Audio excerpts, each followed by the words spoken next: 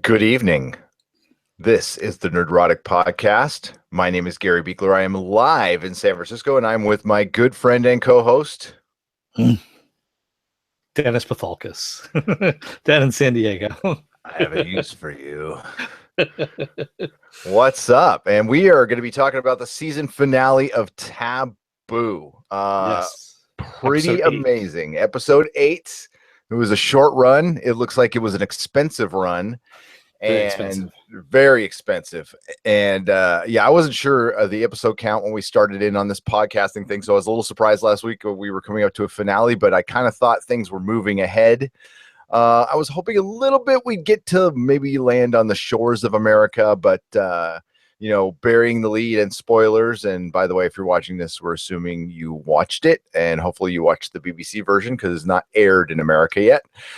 And they are well on their way. But how did they get there? And did everybody make it? That is the question, Dennis. This is true. And not everyone made it to their use. No. But he kind of went out fucking over the people he needed to fuck over and taking care of the people he needed to take care of at the end. It was almost a complete win for James Delaney.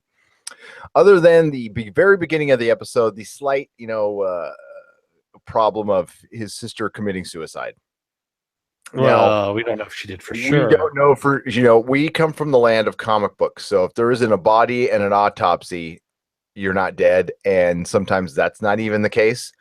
Now, I want to talk about the credits of the show and the story the credits tell. Because after I saw her suicide, where she jumps off of, I believe, the London Bridge. Yes. Into the Thames River.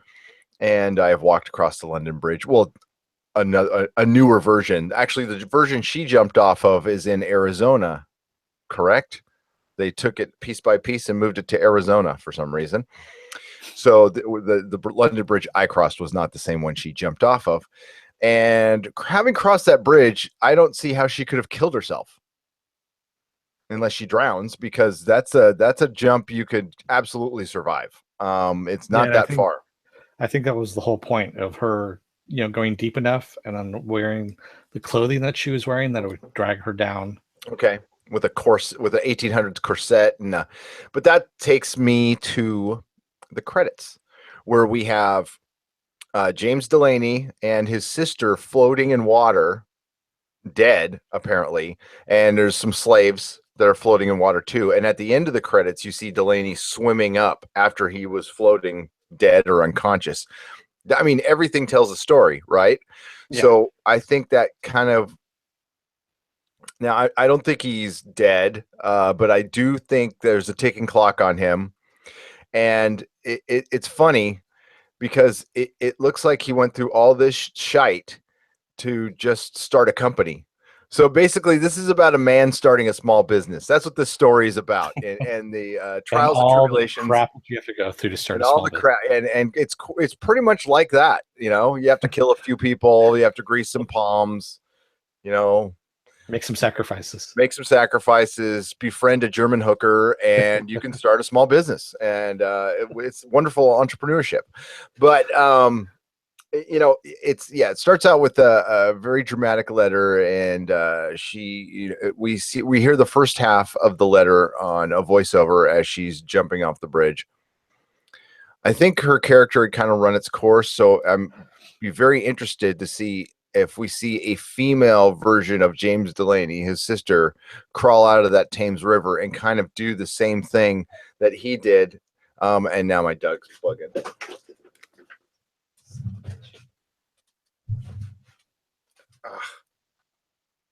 Oh shit. Yeah. Okay. And maybe season 2 will be a little bit of her exacting revenge against James. Maybe she comes out of that a little pissed off if she lives and realize that he just kind of used her. I could see her being a potential enemy, antagonist and I think that would be very interesting. And she comes out all badass too. But he strikes a deal with Stuart Strange in jail, and we never get to see fully what he writes him a letter. Basically, Stuart Strange is sitting at the table and says, "You got me. What do you want? You want to make a deal?" And he shoots him a letter, and he says, "This is the sum of your ambition." And he was kind of disappointed about like what he really wanted. Well, I think all he really wanted, what he put down in that letter, was that he wanted the prostitutes free, and he wanted to ship. Yep. That's pretty much all he wanted. And that's why I think Strange was kind of taken aback, going, "Okay, you've gone through all this shit that you've survived everything that we've thrown at you, and that's all you want." Yeah. So this was good enough to tell the story for a first season, and I don't know like if they had planned there being a second season on this one. Yeah. We know it had a rocky production, but it certainly came out okay. And anything Ridley Scott gets involved with, and also Tom Hardy, who's notoriously a pain in the ass, I can see it being a rocky production. But they have to do a season 2 now. It's a stone cold hit, this show, and it I don't know how long it's going to be, but it feels like we just got a tip of the iceberg of the story. It was basically just him getting his shit together, and the real mission is in America. And yeah, I can see this going 3 seasons. Tell you the truth, I can see first season's London, second season's the island, third season's the United States, and that's where you end it. Because he indeed is not on the way to the United States. He's on his way to the Azores. Yes. Which is interesting, and we'll see if he dicks around in the Caribbean a little bit, which he probably will, and we'll get some voodoo. And I think that's maybe he'll end up on Haiti at some point. I definitely think he will, and we're gonna get some more of the magic. Now, it was a really exciting episode, but there wasn't a lot of twists and turns. Like you said in our very long pre-production meeting, it was a very formulaic episode, and this was a revenge story. Yes. And he plucks people off, but I have to say my favorite character in this episode was oh god, I'm just blanking on his name now. I know the guy with the tattooed head, Atticus. Atticus was awesome in this. He kind of took the initiative and knocked off one of the East India guys when he probably shouldn't have. But maybe he was under orders to do it. I'm not sure, but he's the one. He freed our 2 wonderful ladies of the night and got them in a carriage after James Delaney had cut the deal and shot one of the guys in the head. And I thought that was just a rad scene, and we also had his son. I loved how he had his son just running around delivering messages. He was my favorite, actually, just because he's running around delivering he looks up at the clock, he sees the clock strike, and he goes run to the safe. That's the first thing he does, opens it up, leaves the safe open, and there's more stuff in the safe than just the letters. So he just pulls out the letters and just runs and starts just delivering letters. And the way he's just delivering them is pretty funny, because he's just like delivery from James Delaney. Yep. Delivery from James Delaney. Each one is a use for you, and one of them, and they're not all good, and they don't all come off. I love the one where he finds Chumley, where he's he's got coke on his nose, and there's 2 naked women in the bed, and he's all, "How in the fuck did you find me?" Yeah, I just want to know. How did he find me? How did he find as a man of science? He's been in my dreams. Yeah, and the boys all, "I just deliver messages, man." Exactly. Sorry, I'm out of here. That's why him and Brace was my other favorite. Oh, absolutely. And nobody knew at the end what their mission was until they got these letters, so they had to jump to it. And the mission was the ship, and Stuart Strange pulled a lot of strings and got that ship delivered to a certain dock, made up an excuse that it needed more oil for its deck or something, and everybody was set into action, and it almost came off. It was the king, actually, at the end, Prince Regent. or the Prince Regent, the Prince Regent, who as finally said, fuck it, kill the motherfucker. Like, why are we fucking around? And I was Yeah. waiting for him to do this. Well, it wasn't just him. He said kill them all. He's like the East India Company. He Yep. goes, everyone basically involved. And he's Dogs, just the rabbits, dogs, rabbits. Scotland. Yep. Hey, can we hang rabbits? Let's do it. And I love when he was first talking. For one, I love Coop. I just love Coop. His acting is just delicious in this. And he's all, I've been talking to God, and it was a private conversation between a monarch and his God, but basically hang them fucking all, and Coop's all, the process. He's all, fuck it. I'm the head of state. Kill them all. My other favorite line out of that whole exchange is he goes, "How is your faith?" Is what he's telling his asking his man. He goes, "I don't understand your religion. How is your religion? Since working with you, my lord, in tatters." In tatters, yes. Who do you talk to? My wife in bed. That was hilarious.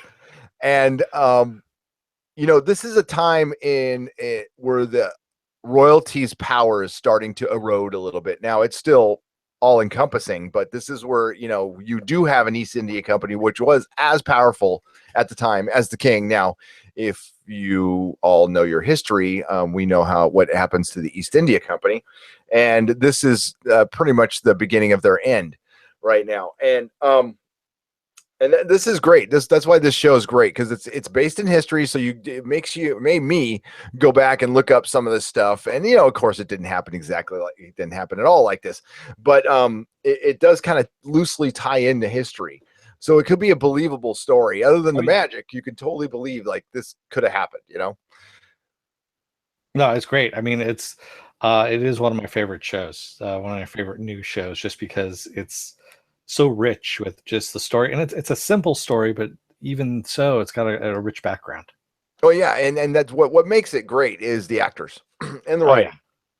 So you don't always have to have. I mean, I love a good mystery and I love a good twisting and turning plot, but if it's just basically we got a bunch of talented people together and we're going to tell you a story, and the story might not, at first might not, rock your boat, but you're going to see such great acting and such great execution of and directing and editing that I mean, shit, that's what Star Wars is.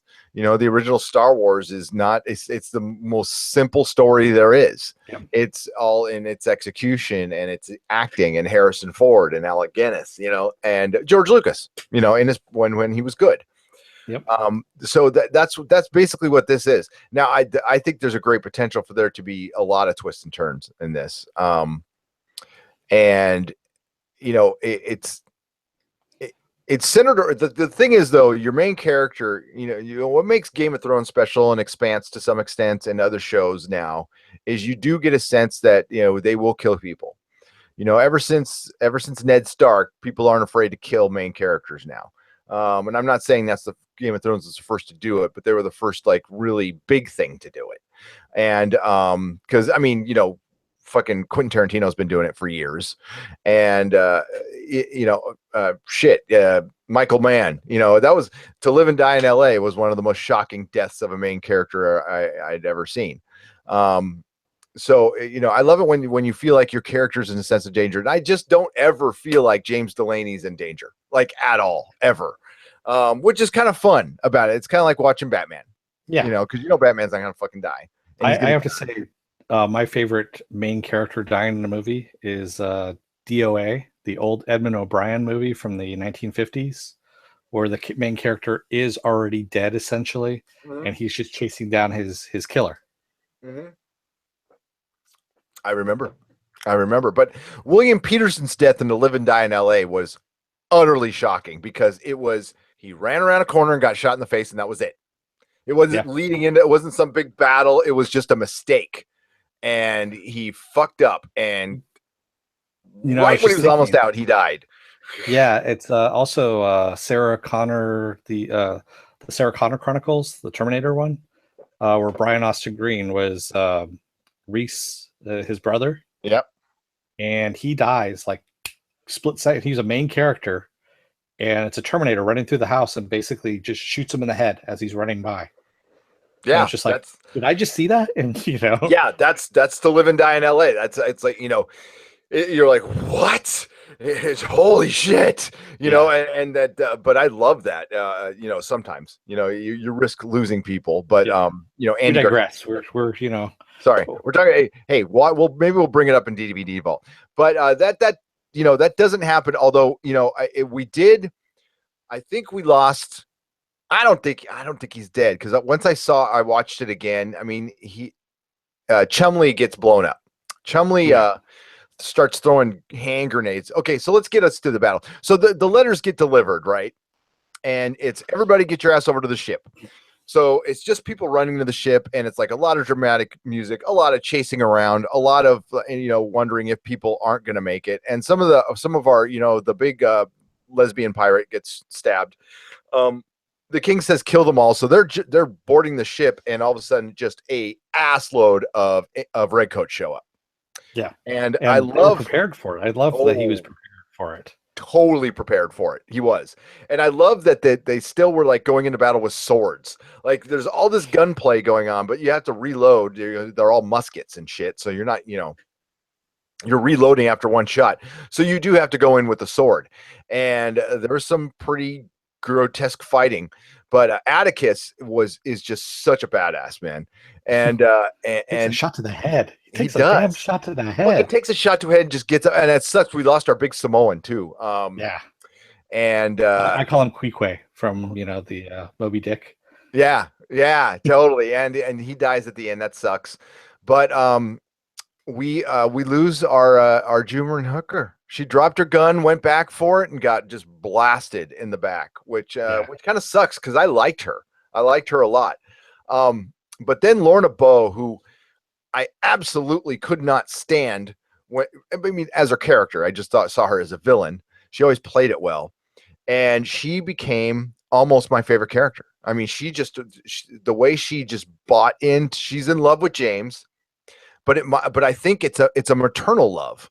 Well, yeah, what she says to Canterbury when What she she says to goes, Canterbury when yeah, when she goes and confronts Canterbury, and she goes, "Who are you to James? I am Mrs. Delaney. You're his wife? No, I'm his mother." his mother, and That's the way that's she what said she it. is, Yeah, straight up. And it is fucking badass. And then she, after Femke goes down. I'm sorry, I can't remember her name right now. And she picks up a gun and just starts blasting soldiers, and she's a hell of a shot. She takes out two, and then she gets shot in the fucking arm. And like I was thinking, how many times do you see women get shot? Like never. Like never. And that's I like the battle was badass, and this was our first real battle of the show. It's been a lot of talking and James yeah. dispelling people, but this was our fucking one battle, and it was badass. It was well shot, well done. But the best death, I want to backtrack a little bit. The best death was Hmm. I know who you're we talking. find out who Carlsbad doesn't even know that Carlsbad is the German woman who's helping out the Americans, has a leak, literally within her ranks, and James finds out who it is. And the first thing he does when he gets set free, because he does get set free, because the East India company does drop all the charges, and that's why Coop is all walking out of there going shit, shit, shit. And that's when the king says kill them all. And he goes straight to the flag maker, and he talks about making a deal, and he's all, I got one more thing for you to do. You need to sign these papers. And James all asks for a pen, and you think of a Joker scene in The Dark Knight. And he guts the guy. And the guy makes a reference earlier on in the season about not being able to get his reds right. Yes. Yes. So what does James do to get his reds right? Well, first of all, what he does is because he's also a doctor, this guy, and he gives him some laudanum with a little bit of a sleep agent in it too, and says, "Don't take too much of this. This will actually help you. It'll keep you, upright." Because James, of course, has been tortured in the tower, and James first knocks him out by slamming his head down on the table, drags him over, pours the entire bottle of laudanum into his mouth, essentially rendering him unconscious, Yep. and then takes a bowl of the blue dye and dunks his head into the bowl of the blue dye, drowning him. Yeah. And then we see him as he's leaving. We see this man hung up over his reds with his stomach sliced open, and the reds finally bright red because of all his blood dripping into it. Yes, and the Reds are right. And he's a big crucified American flag, Yes. which may be our cover. It's a little gross, but I'm thinking it might be our cover for this episode. I don't know. I'll have to think about that one. Maybe just on the website. But that was fucking badass. And then he finds out his sister committed suicide and he wants to just quit. All of a sudden, out of nowhere, he just wants to quit. And that's where Lorna Bowe comes in and just says, fucking man up, dude. You know, Well, we got a lot of he's people actually relying not on sure. you. Yeah, he's not sure if she's dead or not because he says, I would have known. Oh, yeah. She would have come to me. She would have opened it like a door in this house. And he goes, and her spirit would have talked to me. But later on, he has like a little vision of her swimming up to him and kissing him underwater. Now, Yeah. what does that mean? I don't know. I don't think she's dead, personally. I don't think she's dead. Yeah. But yeah, we'll see. So Lorna Bowe tells him to sack up, but we see him cry. We see him actually cry and show weakness. And this was a big change in him this episode because, you know, once the battle was done, it showed him walking through the boat to the survivors, and he walks up to Lorna Bowe and he kind of puts his hand on her cheek and makes, what's that sound he makes? Oh. You know, and you know, shows some compassion, you know. His kid's in there, and we got poor Chumley, who's being consoled by Gaudry. You know, and half of him is just completely burned, and he's apologizing for something. Yeah, he was apologizing for hurting someone. We don't know who, and I think it was his wife. His wife might have died in one of his experiments, is what I'm thinking. Okay, and Gaudry said he's forgiven, and it was a really cool, small little scene in there that was just, you know, and I just really want Chumley to live. I mean, he is a fucking great character. He is the best actor in this. He's funny, and he gives it levity. You know, the crazy chemist, drug addicted chemist is just what this show needs to be. Not as dark, even though that concept is completely dark, but he's just fucking hilarious. And I love his hat. He has the best fucking top hat. It's the Mad Hatter hat. It's the Mad Hatter, essentially. And he even has a little sprig of the poison berries in the top of the hat, which I start laughing every time I see him with the little sprig of berries in there. No, so this show, again, not a ton to talk about this episode. I just want to like fucking hats off to Stephen Knight and Ridley Scott and Tom Hardy. And I'm sorry, I'm forgetting your name. Cast. The entire cast. I mean, Jonathan Pryce. Jonathan Pryce was fucking brilliant. So fucking brilliant. This guy is like just. Yeah, when he steps on his coat, when he's taking the coat off and he gets pissed off, he's like, fuck, you know? And that might have been like one of those ad-lib scenes. That's something that doesn't happen. So that's, you know, that's the genius of, you know, and English actors, they go through so much more training than, you know, because I noticed that a lot of white male roles in Hollywood lately have been taken up by English actors. And I was just like, why? Yeah. And it's because they're training. I think it's straight up because they all went to school.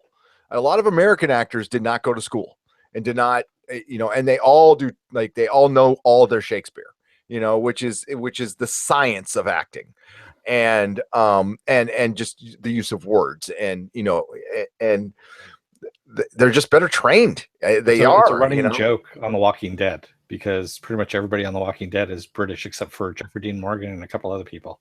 Yeah, it's really strange, you know. You know, all the Marvel superheroes except for Chris Evans and Robert Downey Jr. are fucking British or Australian, and you know, it's weird. It's like there's no shortage of actors here, but I think I just think it's in the quality. training. Yeah, it's the quality. It's the quality of acting. And Tom Hardy is you know what? In a time where there isn't bankable box office stars. Okay. I mean, not even Robert Downey Jr. Robert Downey Jr.'s Iron Man is a bankable. But remember, it wasn't too long ago where you would go see a so-and-so movie, a Tom Cruise movie, or I know you there's outliers. There's stuff that like you and I will go to anything by Matthew Vaughn. Okay. If it's got his name on it, you and I will go. But that's a rare case. There isn't a bankable star anymore. But I think I think these times are going to change, and I think not even Chris Pratt from Guardians of the Galaxy. I thought he was going to be just an absolute bankable star, but the Passengers proved that wrong completely. Well, I think that was just Passengers. Passengers was a bad movie. So I think Tom Hardy is the new Marlon Brando. I really do. Yeah, I mean, pretty much everything he's done, even Lawless. Lawless was an okay movie, but his role in it, awesome. I mean, just flat out perfect in that role. Anytime he's in something. So yeah, I straight up, and I think he's a method actor, and I think he's crazy enough to be Marlon Brando. Now he could be the next Mickey Rourke too, as long as he doesn't go into a boxing career. Because Mickey Rourke is a great actor. He was a great actor and is a great actor, but just went a little off the rails. Well, he had a little substance abuse addiction as well. A lot. And who's to say, most method actors do. I'm not saying Tom Hardy does, but it's just good. I can see nothing but a bright future for him. I'm just hoping like hell we get another Mad Max. I really want Mad Max with him in it because, honestly, I know everyone keeps saying, well, he didn't say anything in it. He actually did a really good job. I thought he did a good job filling in for Mel Gibson. Mel Gibson doesn't say a lot in the movies. Has nobody watched a Mad Max movie? Oh, I know. He talks in the first one. He says next to nothing in the second one. He talks a little bit in the third one, but I mean, this last one was a lot more like Road Warrior, which is by far the best one. And it's acting isn't all just talking. I mean, it's a goddamn road race movie. I mean, what are you going to do? Slow down, speed up, look out, watch out. Hey, whoa, look out. Don't shoot. They're going to talk about feelings. Yeah. And, how their day went and what kind of dog they ate. Or Charlize Theron is going to start criticizing his driving or something. Just kidding. Why don't you stop and pull over for direction? You were supposed to turn left at the water tower. You fucking idiot. Ask the man over there. Ask the man on the stilts for directions, honey. The guitar player. The one without a face. Ask him. Did the black and white version ever come out on Blu-ray? Did I miss that? Supposedly it did. It's supposed to be called Mad Max Chrome. Okay. I think it was like a box set. Definitely got to see it. Yeah. So we got to wait for another year to find out what the shenanigans go on in the Caribbean. It's going to be James Delaney takes the very first cruise of all time. And the honeymoon cruise. I got to say, we keep forgetting to say his middle name, which I love. His middle name, it's James Keziah Delaney. Keziah. And like a battle cry? Keziah. Oh no, Keziah. It's from his mother, I believe. Yes. Keziah.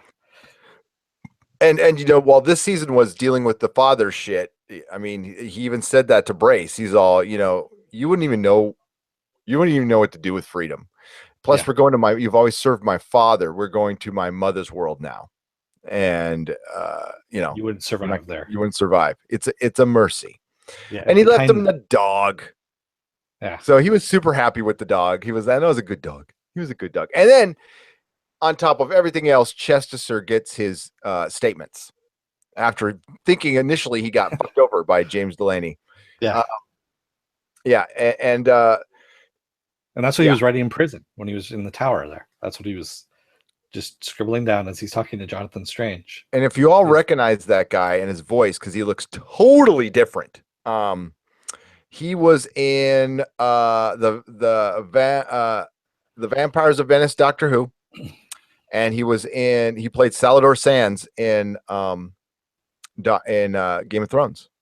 And he just looked totally different. There was good makeup on that one. The makeup and the costuming in this show, this show needs to win a lot of shit. Yeah. I mean, not that we care about stupid awards because we don't. but it's deserving. It wins the Nerdrotic Award of awesomeness. Okay, so there you go, right there. Dennis, is there anything else you could think of, like a speculation? What do you think? Where do you Also think we go? the very end, when Atticus is saying, "Well, we're aboard a British ship now." He goes, "What are we going to do? You know, we're fugitives from Britain." And James turns to him and says, "No, we're Americans now." We're Americans now, and you got to think about it. That could be a cool thing, or think about like what did they find out the British ship was doing for the East India Company when it was going to get the slaves? It was flying an American flag. Flag, Yeah, yes, and changing its name as well. and that's the one thing about England in the 1800s is it was the first country to show restraint. Okay, to fight, to try to be civilized. Okay, among, I mean, like horrible monarchy and all this stuff. Okay, we got to look at things at the time. Okay, at the time, that was the most progressive nation, and they actually obeyed their fucking laws, for the most part. And they had lawyers, and they tried, and that's how we advanced. So, I mean, it could have been just the king going, "Fuck it, kill everybody," which he did at the end. But a king couldn't just do that. If they took on the East India Company, which it's the Leviathan of the seas, you cut one head off, another one's going to grow, like Hydra. So, and they're going to be a problem. But I do believe the prince will. Well, it's funny because like whatever's a problem for James Delaney, he ends up siding with that guy. And Mark Gatiss playing the prince was brilliant. He was so good. And like I said in the last podcast, you could tell he hates this character probably the most out of any. For one, Mark Gatiss is a historian as far as English history is concerned. Everything he writes has a bit of English history in it. He is the co-creator of Sherlock.